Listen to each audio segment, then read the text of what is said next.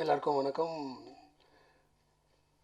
நான் ஒரு முக்கியமான விஷயத்தை ஷேர் பண்ணணும். ஆக்சுவலாக இன்றைக்கி சக்ஸஸ் மீட்ன்ற ஒரு விஷயம் வந்து இந்த படத்தில் ஒரு டைலாக் ஒன்று வரும், என் கனவு ரொம்ப பக்கத்தில் வந்தது அப்படின்னு. அப்படி தான் பார்க்குறேன் இந்த படத்தை. சிங்கப்பூர் சொல்லணும் அப்படி தான், இந்த நாள் அப்படி தான். நேற்று ஒரு முக்கியமான நிகழ்வு ஒன்று நடந்தது. என்னென்னா, தமிழ்நாடு சிகை அலங்கார சங்கம் வந்து கள்ளக்குறிச்சியில், சேலம் கள்ளக்குறிச்சி எல்லாம் ஒன்று சேர்ந்து நேற்று ஒரு ஆனர் பண்ணுன்னு சொல்லி கூப்பிட்டாங்க. நான் நினச்சேன் ஒரு கள்ளக்குறிச்சின்னா ஒரு 20 சலூன் இருக்கும், அவங்க கூப்பிட்றாங்க போல இருக்குன்னு நினச்சி தான் நான் போனேன். ஏன்னா ரோபோ சங்கர் மூலமாக அந்த ப்ரோக்ராம் நடந்தது. அங்கே போனால் அங்கே ஒரு 500 பார்பர் அவங்க ஃபேமிலியோடு வந்திருந்தாங்க. எனக்கு ரொம்ப வியப்பாக இருந்தது. அது நான் எதிர்பார்க்கவே இல்லை. இவ்வளோ பெரிய ஃபங்க்ஷன் அவங்க கூப்பிட்ருக்காங்கன்றது எனக்கு தெரியாது. நான் சாதாரணமாக போனேன். அவங்க மதியானம் காலையில் சாயந்தரம் போய் இறங்கினாங்க. அங்கே பார்த்து இவ்வளோ பெரிய ப்ரோக்ராம் அரேஞ்ச் பண்ணி அதில் நிறைய பார்பர்ஸ் வந்து பேசினாங்க அந்த மேடையில். அதில் முக்கியமாக ஒருத்தர் வந்து சொன்னார், எங்கள் கத்தி பண்ணாதது இந்த கதை பண்ணுச்சு அப்படின்னாரு. இதை விட வேறு என்ன இருக்குது எனக்கு? ஏன்னா ஒரு படம் பண்ணுறேன்னா அதை நோக்கம் ரொம்ப முக்கியம். இப்போ இந்த சிங்கப்பூர் சலூன் எடுக்கும் போது ஒரு ஹேர் ஸ்டைலிஸ்ட்டை க்ளோரிஃபை பண்ணி தான் இந்த படம் எடுக்கிறோம்.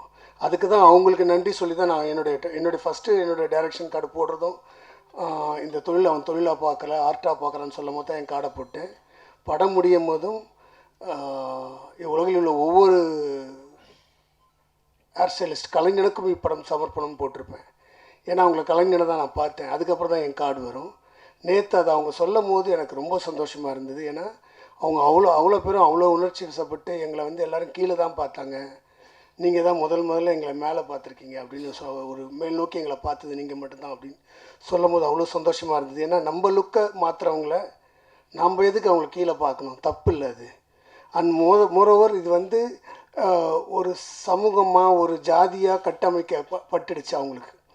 நான் ஜாதிக்கு அப்பாற்பட்டவன். ஏன்னா அதனால தான் படம் ஆரம்பமே ஒரு முஸ்லீம் பார்பரை காமிச்சிருப்பேன். ஏன்னா இது ஒரு குலத்தொழில் கிடையாது. ஏன்னா எதுவுமே இப்போ குலத்தொழில் கிடையாது. எதுவுமே ஒரு சில ஜாதி மட்டும் தான் பண்ணணும்னு எதுவுமே கிடையாது. ஏன்னா இன்றைக்கி அந்த ஜாதியெல்லாம் உடச்சி எரிஞ்சிட்டு இன்றைக்கி நம்ம எல்லாருமே நேசிக்க காலம் வந்துடுச்சு இப்போ. ஸோ இப்போ அந்த ஜாதி குலத்தொழிலாம் பார்க்கக்கூடாதுன்னு தான் இந்த படத்தோட மெயின் கோரே இருந்தது. அதை அவங்க சொல்லும் போது ரொம்ப சந்தோஷமாக இருந்துச்சு. எங்களுக்கு ரொம்ப சந்தோஷம் நீங்கள் எங்களை உயர்த்திட்டீங்கன்றது. அதுவே எனக்கு ஒரு பெரிய மன நிறைவாக இருந்தது அது. ஸோ அதுதான் நான் உடனே நேற்று ப்ரொடியூசர் கிட்டையும் நான் ஷேர் பண்ணேன் அந்த விஷயத்தை, இந்த சந்தோஷத்தை. ஸோ இன்றைக்கி அந்த கதிர்ன்ற கேரக்டர், பாலாஜியோட கேரக்டர் அத்தனை பேருக்கு போய் சேர்ந்ததுன்றது எனக்கு பெரிய சந்தோஷம். ஏன்னா விமர்சனங்களுக்கெல்லாம் அப்பாற்பட்டு இந்த படம் மக்கள் ஒரு மகத்தான வெற்றியை ஆக்கியிருக்காங்க. ஏன்னா அந்த மக்கள் ஒவ்வொருத்தருக்கும் என் கண்ணீரை நான் காணிக்கையாக ஆக்கணும். ஏன்னா அவ்வளோ பேர் வராங்க, ஃபேமிலியாக வந்து பார்க்கும்போது அவ்வளோ ஃபோன் கால்ஸ் வருது இந்த வாட்டி. ஸோ அது ஒரு பெரிய சந்தோஷத்தையும் ஒரு பெரிய நம்பிக்கையும் கொடுத்துருக்கேன் எனக்கு லைஃப்பில். எப்படி இந்த படம் ஒரு ஹோப்பை பற்றி பேசுதோ, ஒரு பாசிட்டிவிட்டியை பற்றி பேசுதோ. ஏன்னா நம்ம ப்ரொடியூசர் அந்த மாதிரி ஆள் தான் அவர். ஏன்னா அவர் அவர்கிட்ட போகும்போது ஒரு பாசிட்டிவிட்டி கிடைக்கும். ஏன்னா எதுவுமே ப்ளஸ்ஸாக மட்டுமே பார்ப்பார் அவர். ஸோ இந்த படம் கதை அவர்கிட்ட சொல்லும் போது அவர் ரசித்த ரீசனும் அதுதான். ஸோ இந்த பாசிட்டிவிட்டியை மக்கள் கொண்டாடுறாங்கன்ற சந்தோஷத்தை தவிர வேறு எதுவுமே கிடையாது. ஸோ ஆஸ் எ டீம் நாங்கள் நானும் சரி, பாலாஜியும் சரி, ப்ரொடியூசரும் சரி, நான் என்னுடைய டெக்னீஷியன்ஸ் அண்ட் க்ரூ மெம்பர்ஸ் எல்லாருமே இதை ஒரு ஒரு பெரிய சந்தோஷமாக நாங்கள் பார்க்குறோம்.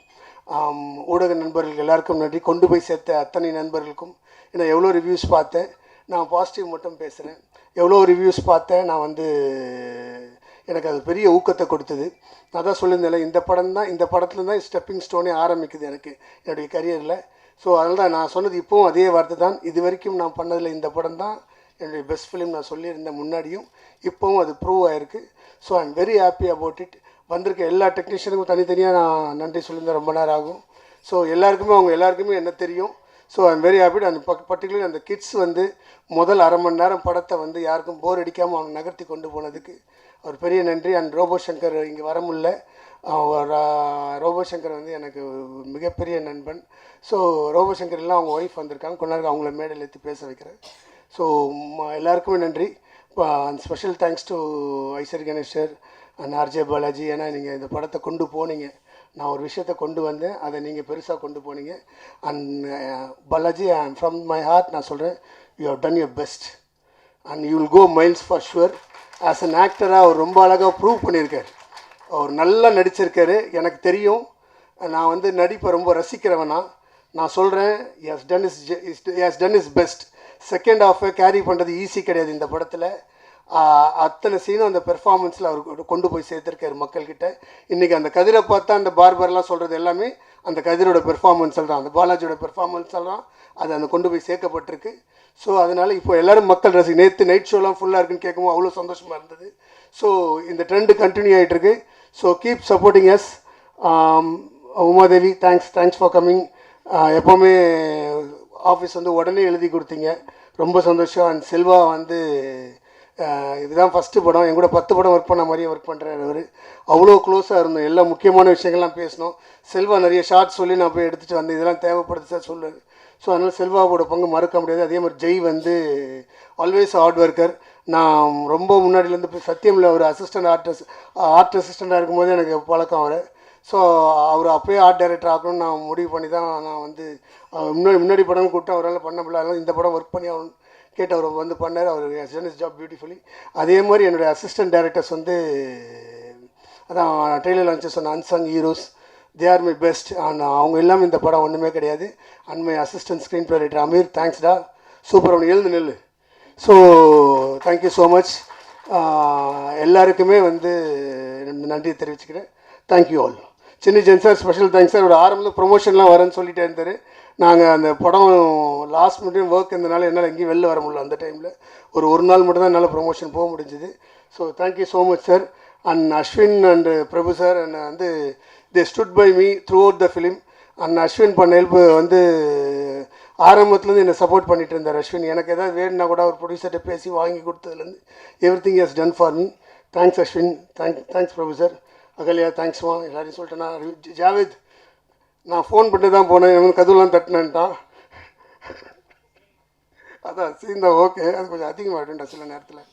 அதனால் அவனோட ஜோக்ஸ் அப்பார்ட், ஜாவேதோட ஒரு பேக்ரவுண்ட் ஸ்கோர் தான் இன்றைக்கி அந்த செகண்ட் ஹாஃபோட பெர்ஃபார்மன்ஸை எலிவேட் பண்ண விஷயமே ஜாவேத் தான். Javed done a great job. நீ பெரிய மியூசிக் டேரக்டர் ஆகணும் தான் என்னுடைய ஆசை.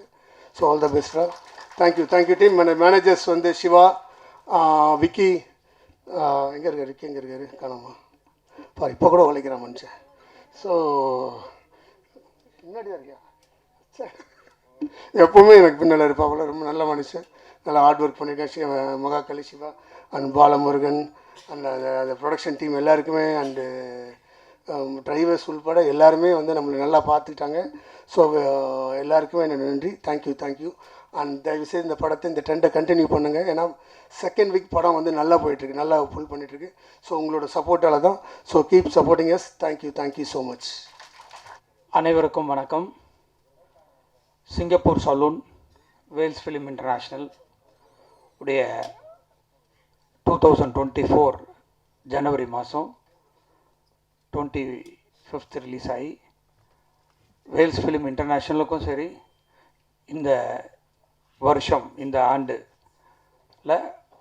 முதல் வெற்றி படம் வேல்ஸ் இன்டர்நேஷ்னலுக்கு என்பதை மகிழ்ச்சியோடு இங்கே தெரிவித்துக் கொள்வதிலே நான் மகிழ்ச்சி அடைகிறேன். இந்த படத்துக்கு சென்ற வாரம் நிறைய தேட்டரில் நிறைய வசூல் பண்ணின முதல் படம் சிங்கப்பூர் சலூன். நிறைய படங்கள்லாம் ரிலீஸ் ஆச்சு, அதையும் இங்கே நான் மகிழ்ச்சியாக சொல்வதில் மகிழ்ச்சி அடைகிறேன்.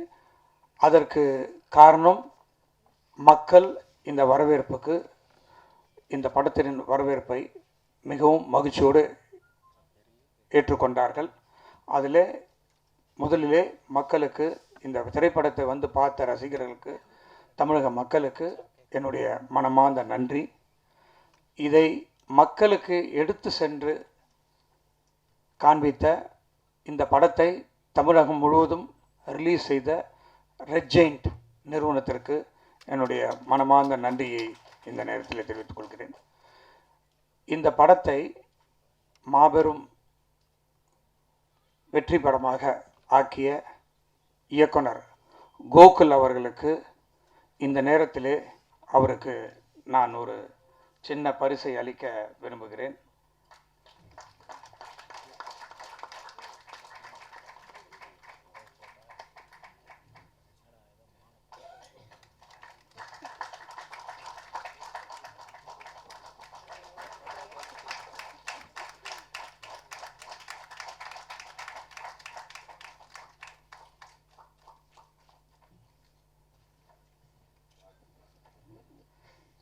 அவருக்கு ஒரு தங்கச் சங்கிலியை அணிவித்து என்னுடைய உரையை துவங்குகிறேன்.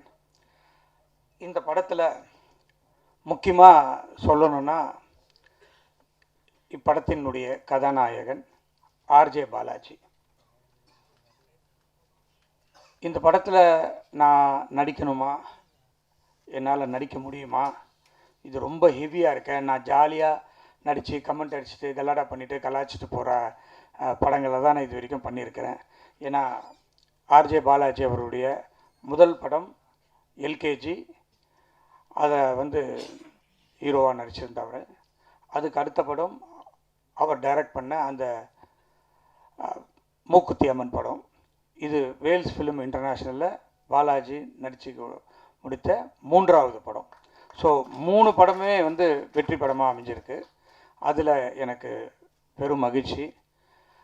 இந்த படத்தில் நடிக்க முடியுமா அப்படின்னு சொல்லி ஒரு கேள்வி எழுப்புனாங்க.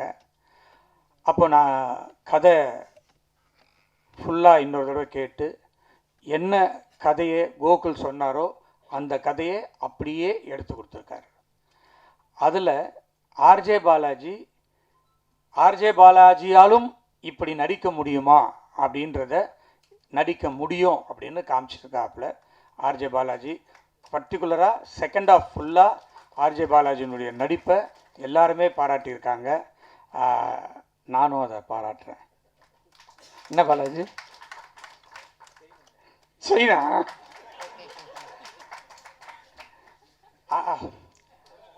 உனக்கு இல்லாத செயினா? ஸோ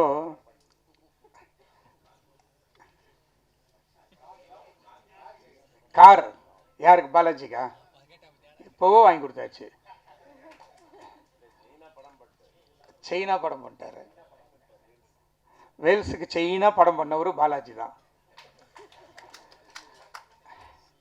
ஸோ இந்த படத்தில் ரொம்ப அற்புதமாக நடிச்சிருந்தாப்புல பாலாஜி. அதை படம் பார்க்கும்போது தான் எல்லாருக்குமே தெரிய வந்துச்சு. இது ஒரு காமெடி படம் அப்படின்னு தான் வந்தாங்க. ஆனால் ஃபஸ்ட் ஆஃப் ஃபுல்லாக காமெடி, வயிறு குலுங்க சிரித்தாங்க ஆடியன்ஸ் எல்லாம். நானும் நிறைய தேட்டரில் போய் படம் பார்த்தேன், ரொம்ப ரசிச்சிருந்தாங்க.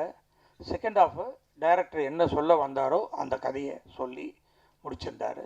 ஸோ அதையும் நிறைய பேர் ஃபீல் பண்ணி அது ஒரு எல்லாருக்கும் ஒரு ஊக்கம் கொடுக்குற மாதிரி இருந்தது. ஒரு யங்ஸ்டர்ஸ் எல்லாம் இதனால் ரொம்ப இந்த படத்தை பார்த்துட்டு அவங்களும் நம்மளும் முன்னேறணும் அப்படின்ற ஒரு லெவலுக்கெல்லாம் இந்த படம் இருந்தது. அதை பார்க்கும்போது மகிழ்ச்சியாக இருந்தது. அதை நல்லா டைரக்ட் பண்ணியிருந்தார். பர்டிகுலராக இந்த படத்தில் சத்யராஜ் சார் ரொம்ப ஸ்கோர் பண்ணிட்டார். அவர் கூட ரோபோ சங்கர் ரொம்ப பிரமாதமாக பண்ணியிருந்தார். எல்லாரும் பேசினாங்க. அவர் உடம்பு சரியில்லாத நேரத்தில் இப்படி ஒரு ஆக்ட் பண்ணி பயங்கரமாக ஸ்கோர் பண்ணிட்டு போனார். அதுக்கப்புறம் நிறைய பேர் அண்ணாச்சி, சின்னி ஜெயந்த் அண்ணா எல்லாருமே ரொம்ப சிறப்பாக நடிச்சிருந்தாங்க. பர்டிகுலராக ஃபஸ்ட் ஹாஃபில் அந்த குட்டி பசங்க 4 பேரும் பயங்கரமாக ஆக்ட் பண்ணிட்டாங்க. அவங்களுக்கெல்லாம் என்னுடைய வாழ்த்துக்கள். எல்லாரையும் நல்லா நடிக்க வச்சுருந்தார் இயக்குனர். அந்த ஹீரோயின்ஸ் ஆகட்டும், நார்த் இந்தியன் எல்லா போர்ஷனுமே ரொம்ப பிரமாதமாக பண்ணியிருக்காரு. ஸோ எடிட்டர் செல்வா எங்கள் படத்துக்கு நிறைய படத்தை அவர் எடிட் பண்ணியிருக்காரு. நான் எப்பவுமே அவரை என்ன செல்வா கரெக்டாக சொல்லுவார், செல்வா படம் எப்படி இருக்குது அப்படின்னு சொல்லிட்டு. அவர் எடிட்டர் ஆச்சே, ஒரே ஒரு ஃபோன் தான் பண்ணி பேசுவேன், எப்படி வந்திருக்கு செல்வா சார், குட் அப்படின்னுவார். அப்படியா, தேருமா, தேர் முடிஞ்சிச்சு, அவ்வளோதான். அதுக்கு மேலே என்ன இருக்குது அவர்கிட்ட பேசுகிறதுக்கும் எனக்கும் நிறைய வேலை இருக்கிறதுனால கேட்டு ஓகே நம்ம பாஸ் ஆகிட்டோம் அப்படின்றது முடிஞ்சிடும். அற்புதமாக எடிட் பண்ணுவார். ஸோ இந்த படத்தில் நடித்த அனைவருமே ரொம்ப அழகாக நடிச்சிருந்தாங்க. அதை பேக்ரவுண்ட் ஸ்கோர் மியூசிக் பண்ண செகண்ட் ஹாஃப்லாம் அவர் ரொம்ப பிரமாதமாக பண்ணிட்டு இருந்தார். ஸோ பத்திரிகையாளர்களும் ரொம்ப நல்ல ரிவ்யூஸ்லாம் கொடுத்துருந்தாங்க. இந்த படம் வெற்றி அடைவதற்கு காரணமாக இருந்த உங்களுக்கும் என்னுடைய மனமார்ந்த நன்றியை இந்த நேரத்தில் தெரிவித்துக்கொண்டு, அடுத்த படம் வேல்ஸ் ஃபிலிம் இன்டர்நேஷ்னலில் கோகுல் மீண்டும் இணைகிறார் என்பதை இந்த நேரத்தில் நான் சொல்லிக்கொள்வதில் மகிழ்ச்சி அடைகிறேன். கூடிய விரைவில் ஷூட்டிங் ஸ்டார்ட் ஆக போகுது. ஹீரோ யாருன்றதை இன்னும் ஒரு சில நாட்களில் அதையும் அனௌன்ஸ் பண்ணிடுறோம். அது ஒரு சின்ன சஸ்பென்ஸு, என்ன கதை என்ன இதுன்னு. பட்டு இந்த படத்தை அவர் வெற்றிகரமாக கொடுத்ததுனால, எனக்கு பிடிச்ச மாதிரி, மக்களுக்கு பிடிச்ச மாதிரி கொடுத்ததுனால உடனடியாக அடுத்த படத்தையும் அவர் இது கோகு சார், நீங்களும் வந்து பாலாஜி மாதிரி 3வது படமும் பண்ணணும். ஓகே, அதுக்கும் ரெடி ஆகிக்குங்க. கண்டினியூஸாக வேல்ஸில் பண்ணணும். உங்கள் ஒர்க்கு எங்களுக்கு ரொம்ப பிடிச்சிருந்தது. ஸோ இந்த படத்துக்காக தயாரிப்பு நிறுவனத்தில் ரொம்ப கஷ்டப்பட்டு உழைத்த எக்ஸிக்யூட்டிவ் ப்ரொடியூசர் அஸ்வின் குமாருக்கும், கிரியேட்டிவ் ப்ரொடியூசர் கேஆர் பிரபு அவர்களுக்கும், அவர் வந்து எல்கேஜி படத்தினுடைய இயக்குனர், அவரும் ஒரு படத்தை டைரக்ட் பண்ண போகிறாரு வேல்ஸ் ஃபிலிம் இன்டர்நேஷ்னலில். ஸோ அதுக்கு உண்டான வேலைகளும் நடந்துட்டுருக்கு. ஸோ குறைஞ்சபட்சம் இந்த வருஷம் வேல்ஸ் ஃபிலிம் இன்டர்நேஷ்னலில் ஒரு 6 படம் ரிலீஸ் ஆகிடும். அதில் முதல்ல சிங்கப்பூர் சலூனில் தான் ஸ்டார்ட் பண்ணோம் ஜனவரியில். இப்போ பிப்ரவரியில் ஒரு படம் ஜோஷ்வா கௌதம் மேனன் இயக்கின படத்தை பிப்ரவரியில் ரிலீஸ் பண்ணுறோம். மார்ச் இல்லாமல் ஏப்ரலில் இன்னொரு படம். அதே மாதிரி கண்டினியூஸாக வேல்ஸ் ஃபிலிமில் இந்த வருஷம் மட்டும் குறைஞ்சபட்சம் ஒரு 6 படம் ரிலீஸ் ஆகிறதுக்கு இருக்குது. அடுத்த வருஷமும் ஒரு 6 படம் ஷூட்டிங்க்கு போகிறதுக்கு தயாராக இருக்கிறோம் என்பதை மகிழ்ச்சியோடு தெரிவித்து கொண்டு, இந்த வாய்ப்பை அளித்த உங்கள் அனைவருக்கும் என்னுடைய மனமார்ந்த நன்றியை தெரிவித்து விடைபெறுகிறேன். நன்றி.